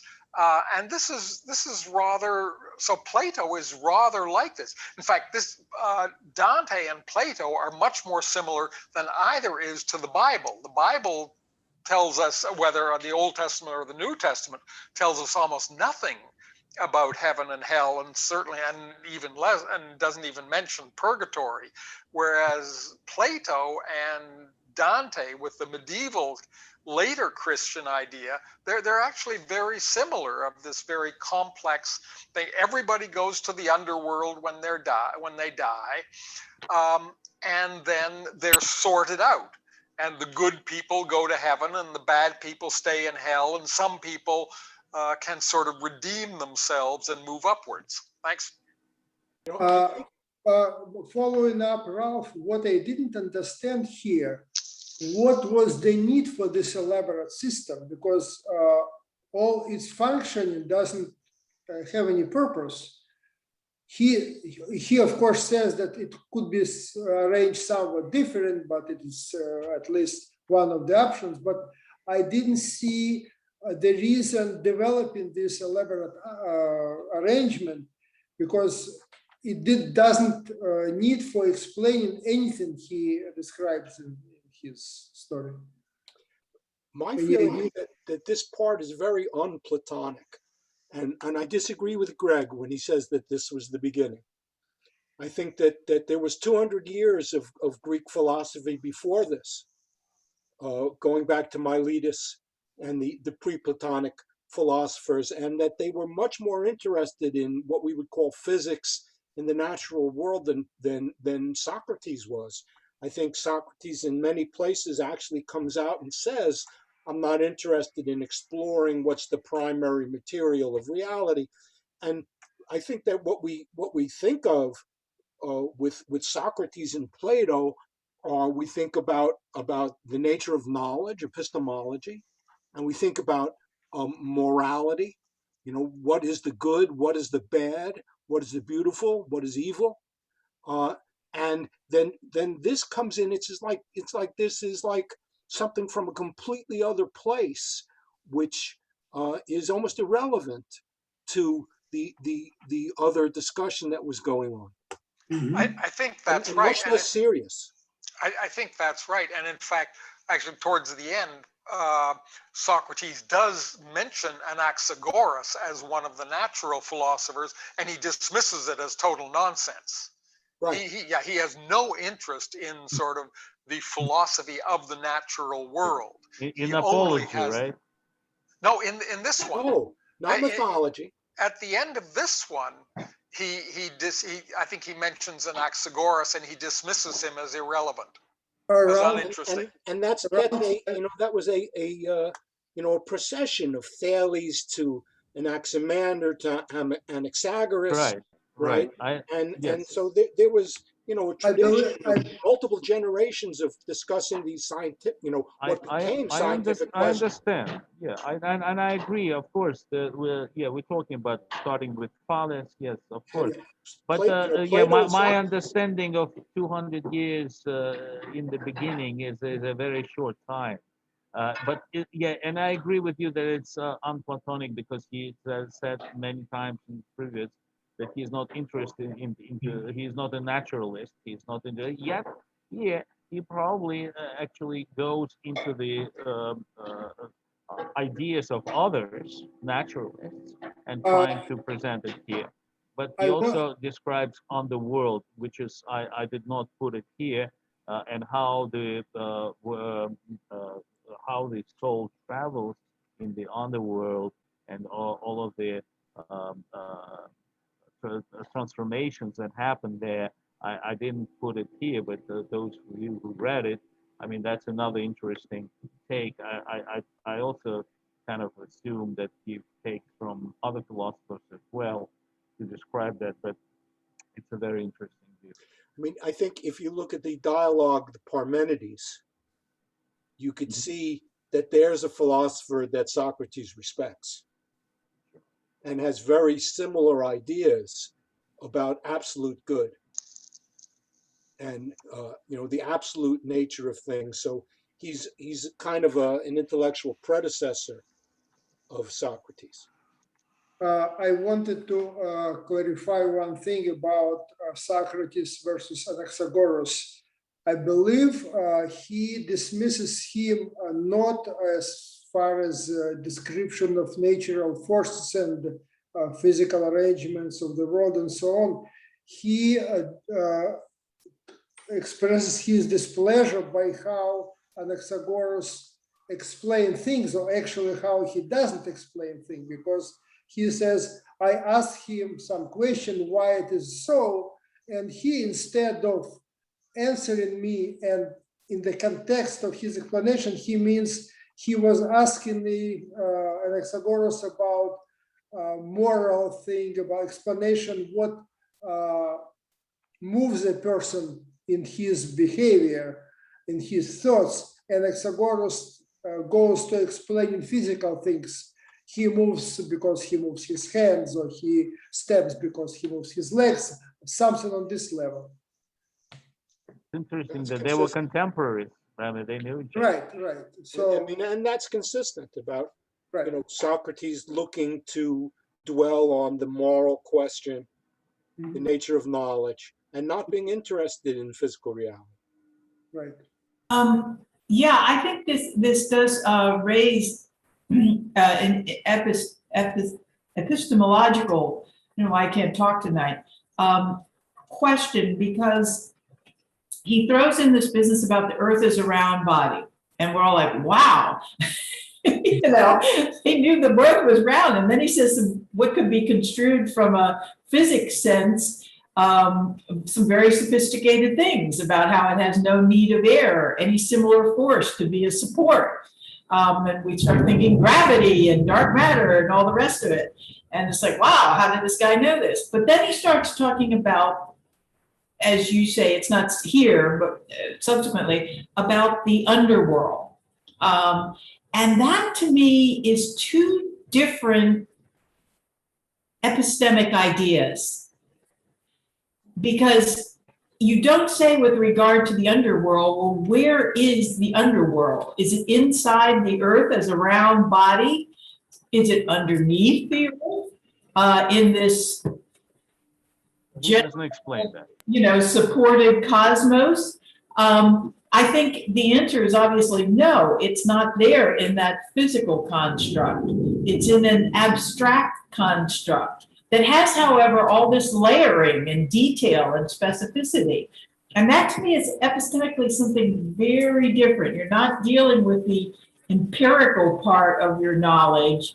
You're dealing with this intuitive part, which of course gets to be kind of Kantian.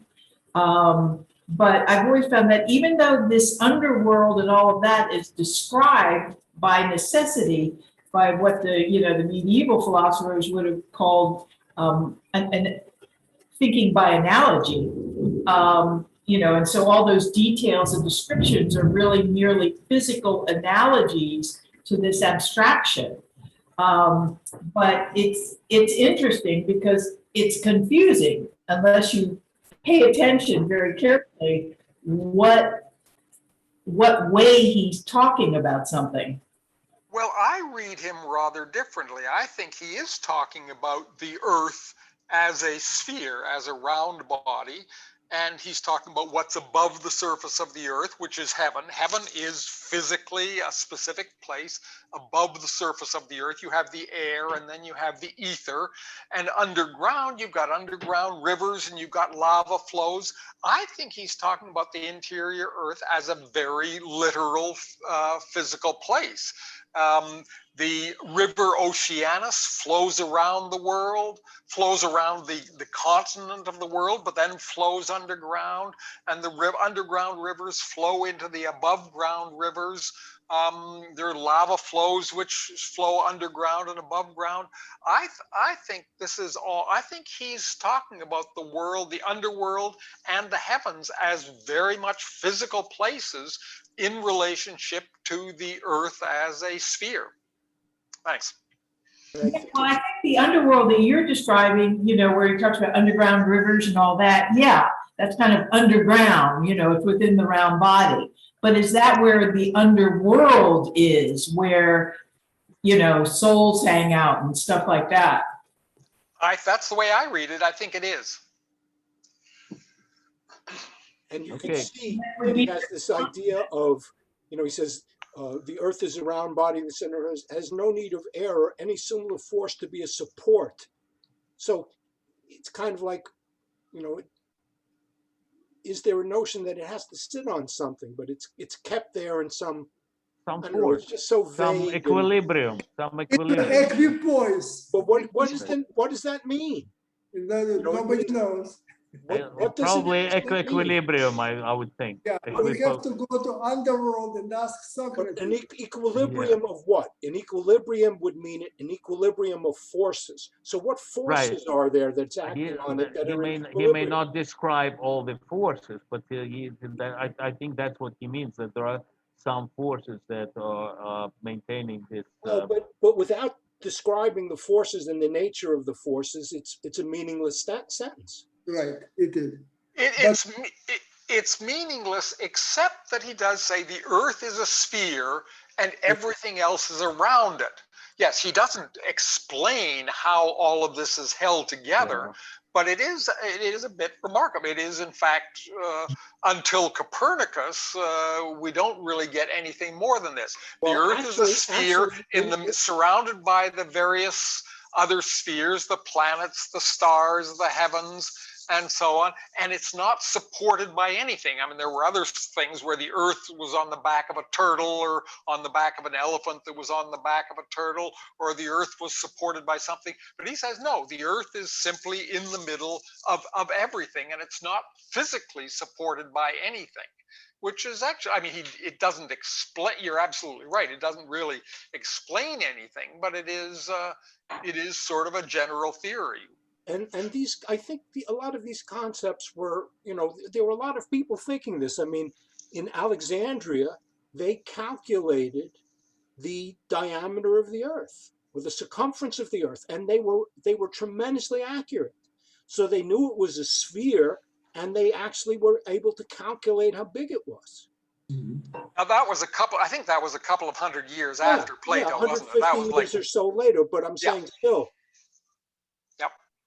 But it could have been done. Alexandria didn't exist during the Plato time. It could have been done using Archimedes means, which could be done in the time of Socrates. But let me say that I think that, you know, to the extent that Plato is relevant and to us, it's not because of his speculations about the earth or anything like that.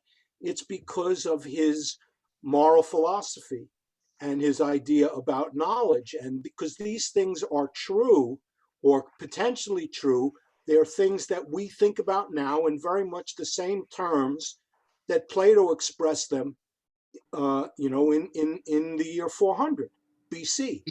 Mm-hmm. So it's, you know, because the human mind hasn't changed that much, or let's say it hasn't changed at all. And also what's interesting is we're actually coming to the end of our session, and he is actually talking and thinking and arguing all of this just you know, minutes before his death, because what happens is that he doesn't want to wait until the final hour. He doesn't want to procrastinate, and you know, instead he just finally, after talking, saying goodbye, he drinks the poison with the belief that his soul will continue living and will achieve a higher form of existence. And Socrates demonstrates the depth of his belief by ending his life without fear or resentment.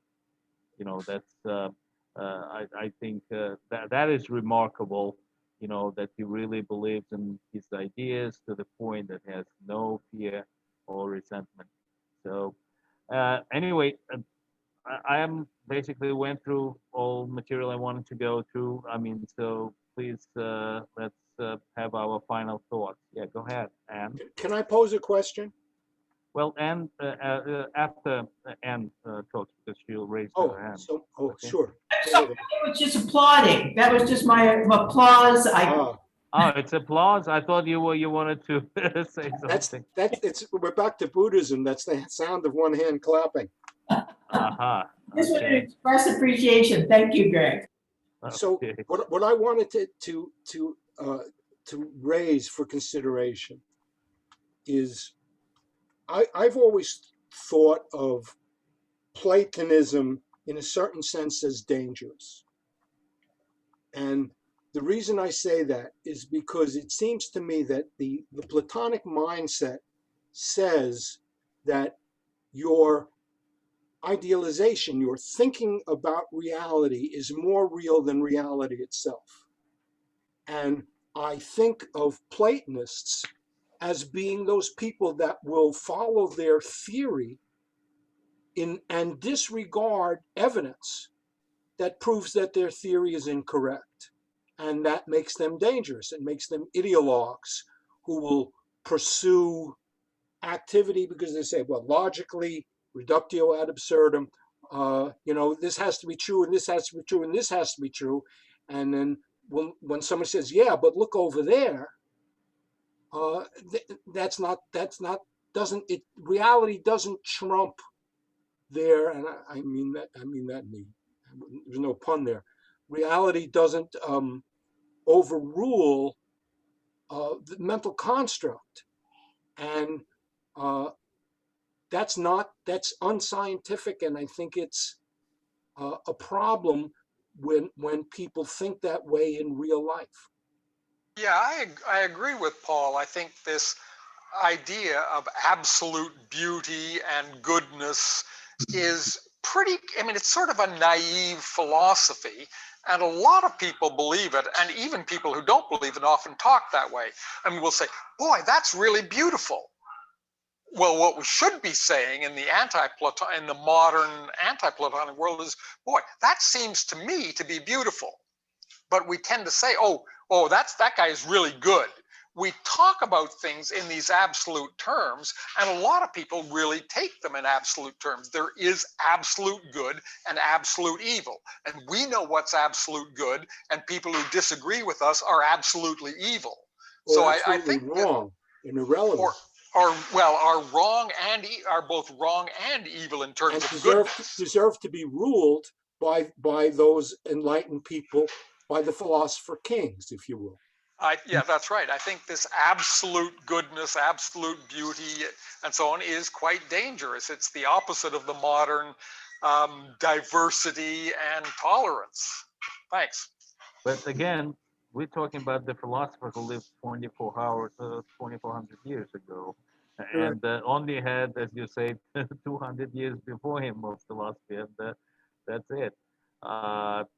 So yeah, we're certainly advanced in many ways. We know so much more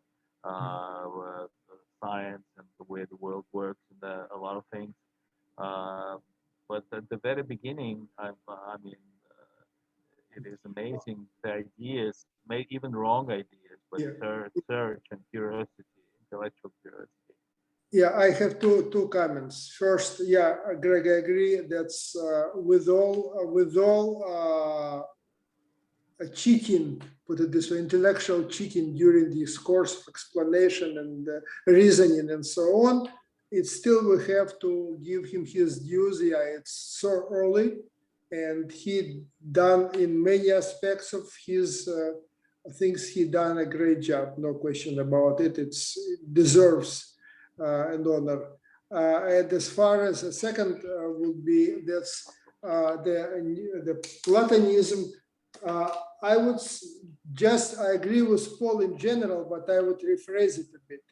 That it's not, I believe these people who today say, okay, I believe this is and this because I believe it's true. This is true. These people don't read Plato or don't follow Socrates. They just because of their, in general, their ignorance, or they're just kind of trying to achieve inhonorable kind of aims. Michael, let me give you an example. Mm-hmm. Lenin. Okay. Lenin is an educated man. Right. Lenin is not a Yahoo, but right. Lenin believes that he is right and deserves to, to be making the decisions about the way everybody should live. Right, but this is not because of Plato. This is because of Lenin. and his Well, approach but to it's not a things. question of because of Plato. It's a question of Plato kind of describing Lenin's mindset. Right, yeah, I agree, but you know that we can find many similarities in people who never, in their behavior and way of thinking, in people who never heard the name of Plato, but behave as if they follow the Plato's logic and Plato's approach. And Lenin is one of the good examples. And Lenin, by the way, essentially dismissed everything which was before Marx. Well, he gives dues to Hegel and so on, and he uses this thesis, antithesis, synthesis, and other things. But in general, he throws everything away, and he says Marx, and he's one of his phrases, Marx's teaching is absolutely powerful because it's true. That's you can say that's Platonic approach. Well, let's put it this way. You know, Marx is described as a materialist, right? But you can certainly make the argument that Marx is an idealist, right? That in other words, this whole mental construction of the way the world can be, you know, the communist society, you know, and which inspired Lenin. I mean, it's a Platonic notion, and it's an idealistic notion. It's not reflected in reality ever. The more you try to achieve it, the worse the perversion becomes, and the more misery you inflict. Completely agree with this, but I would not put guilt on Plato. It's not a question of guilt, really. It's just a question of saying that you know, that if you have to choose, you know, if you use, let's say, Plato and Aristotle as just ways of interpreting the behavior and the thinking of people who may never have heard them or never read them, or read them when they were in college and forgot about it, it's still valid to say, here's somebody that thinks that his theories trump the evidence. And I'll think of Bernie Sanders. And then there are people who say, well, there is reality and you have to take that into account. Let's say Joe Biden. Those are valid ways to analyze the way people think, those categories. They're still valid after 2,500 years. Sure. Paul, I think there are a lot of, I'll try to play devil's advocate just to keep a balanced conversation. I think that one could argue that, I don't know, you say you think Platonists are dangerous. I don't know, what is the opposite of that? Realists? So people who have some humility and recognize that they're fallible. Oh, I think could be wrong. That evidence should force them to reevaluate their theories whenever it occurs. Well, hold on there. You're injecting a lot of value statements when you say there should be humility. Those are. You said, what's the alternative? Those are all. I think what your alternative would be some sort of realist pragmatist, and there, you know, it could be argued that that is a dangerous Darwinian way of approaching existence. You know, there were reasons, you know, I'll take the great archetype in our recent modern history, when you had Nazism and what Nazism was doing. It was only an idealistic frame of mind that could resist Nazism within its framework and say, this is wrong behavior. That is an idealistic kind of concept. This is absolutely wrong. This is an evil. It's you know, because if you took the pragmatist approach and you were in that framework, you'd be, well, this is reality. This is what's happening. You know. No, I don't see it that way at all. I mean, I see Hitler and Nazism as a form of mass insanity. Right. I believe we first any discussion, any argument should start with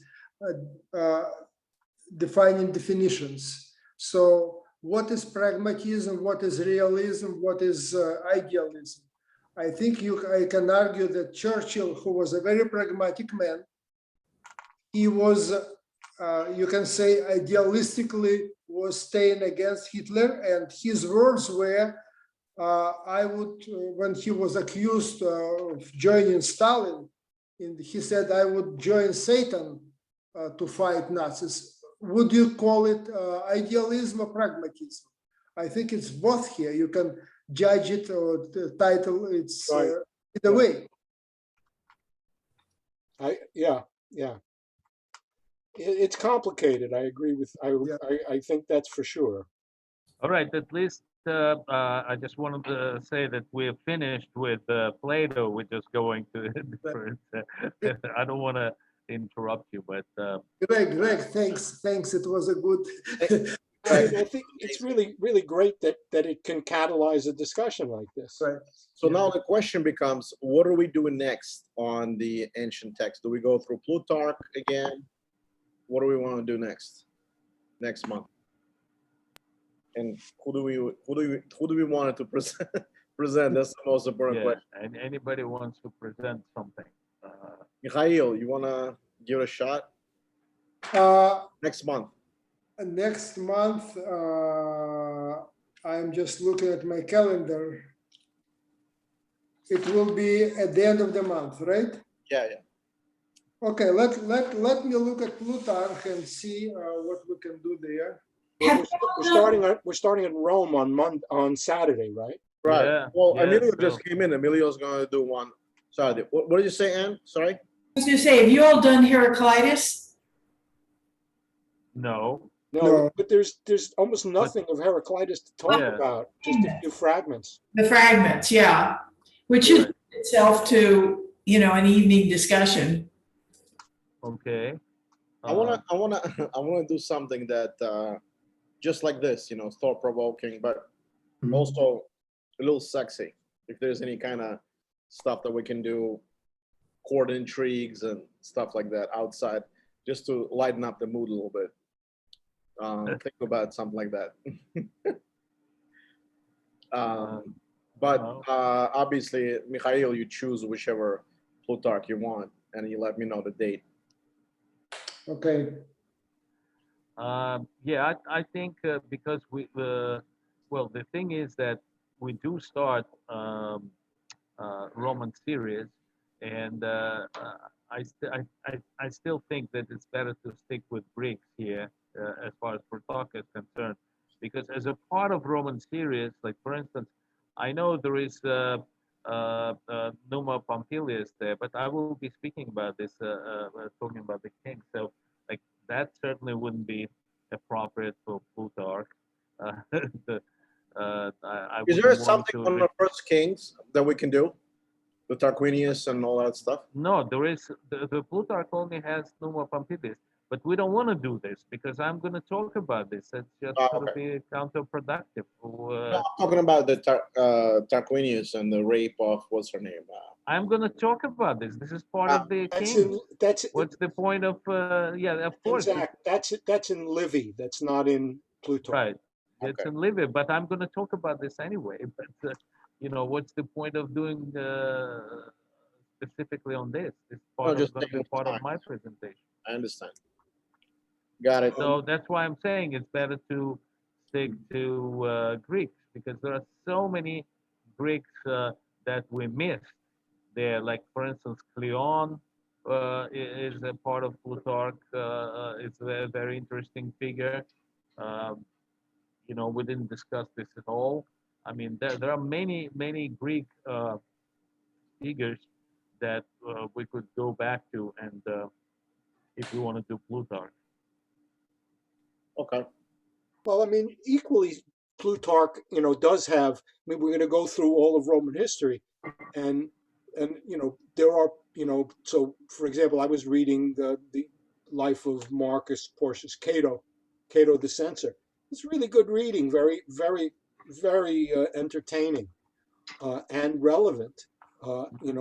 at the point that we're talking about the Middle Republic, and other figures like that, and some of the legendary figures like, isn't Coriolanus in Plutarch? Yeah, I think so. Yeah, but again, that's Roman Latium. That's where I'm going to talk about. Okay, sounds good. So join us for, I'm assuming nobody here is interested in FIFA World Cup tomorrow, but me, me and Aaron are presenting. And then so Saturday, believe it or not, it's gonna be 25 people, but it is what it is. Actually, Rolf plays soccer, so you might be interested. So, and then Saturday we'll have Ramus Romulus. So we're officially starting with Rome. We start with Etruscans, but not really. But so see you guys. Thank you for a great discussion. This is all going to be posted on YouTube if you want to re-listen to this.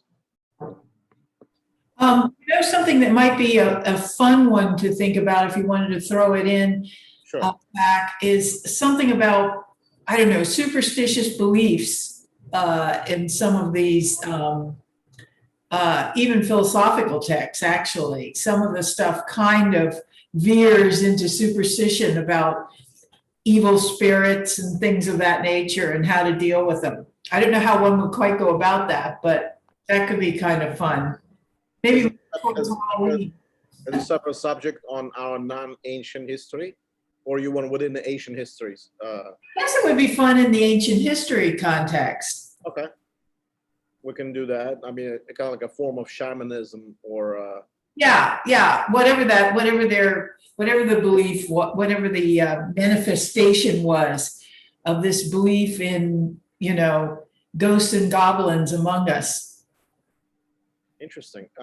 Definitely. And we haven't done a lot of mythology too. That usually Sergio is our expert mythologist. So we will reach out to him. Okay. Yeah. Sounds good. I actually wanted to ask, I don't know, next Monday is going to be Memorial Day, and I was thinking, like, if I know Paul and I will talk to Michael, if we want to get together, maybe go out somewhere for dinner and talk about history. And not only history. And anything else, and about life and whatever else is happening, and maybe so. I just want to throw it out if anyone wants to. Where are you going? I don't know. No, we haven't. I haven't decided yet. I mean, there is. Sorry, Anne. I know you're far away, so you won't be able to. But it's just hearing about what you all are planning. Right. So I had in mind a Persian restaurant on the 34th Street and in Madison. I mean, it's very good, and it's also you could bring your own wine in there. So you guys should take Shahnameh. yeah, we could talk about that. By the way, maybe just not enough time to read it, but so It's okay. Michael, are you up for it? Yes, which will be next Monday 31st, right? Yeah. Right. Not too late. Sure, I am on. So what time? What time you wanna meet? First of all, 7, 6? 6. 6, okay, fine. Okay. All right, Zach, you want to join us? I'll can I let you know by soon, by tomorrow? Sure. Yeah, Definitely. I'd love to join. Yeah, and you got to find out, Greg, at BYB whether you can bring vodka. All right, I'll ask him. I know wine for sure, but yeah, I'll ask him. I'll just call and ask, but I want to make a reservation, so you guys let me know. So I'll invite a few more guys that they're local here. Ralph is not far from you, right? I don't know, maybe if Ralph is interested. I mean, you could bring your wife too, by the way. Yeah. Where is it? It's on 34th Street and Madison. It's by the way, the food there is fantastic. It's like really top notch. And I've been don't there worry, recently. we'll FedEx it. And we'll FedEx it to you. Wonderful. Yeah, we'll FedEx No, you no, a shish kebab. I really mean it. The food there is exceptional. I mean, it's no, and if you know, well, of course, if you know about Persian food, I'm not talking about like stews. They have all kinds, but also the kebabs over there, fantastic. You know, so well marinated, really good. So. Greg, let me know if you want me to post it. You know, people will be interested. I don't want to post it on our site because I don't want too many people. Then it's going to be a chaos. I just want to have a few friends. I don't think talking. we want random people. Yeah, and we don't want to like somebody we don't know. And whether, and I need exact amount who's coming, who's not. I mean, no pressure. Somebody should reach out to Richard. Yeah, definitely. He's on I'll the WhatsApp. Just text WhatsApp. He's on Okay. WhatsApp in our group. Just all right. He's Okay. definitely gonna come. Jeff is on our message regular phone. History group. Jeff will come.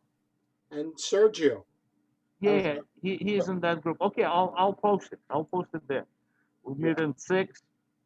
So let me call them, find out, and I don't know if Ralph, if you're interested, could you like text me or email me or let me know? It's up to you. I mean, no pressure. We'd love to see you. Yeah, Ralph, will you be able to tell me one way or the other? I don't know if he hears me. We can't hear you. You're muted. on mute. You're on mute.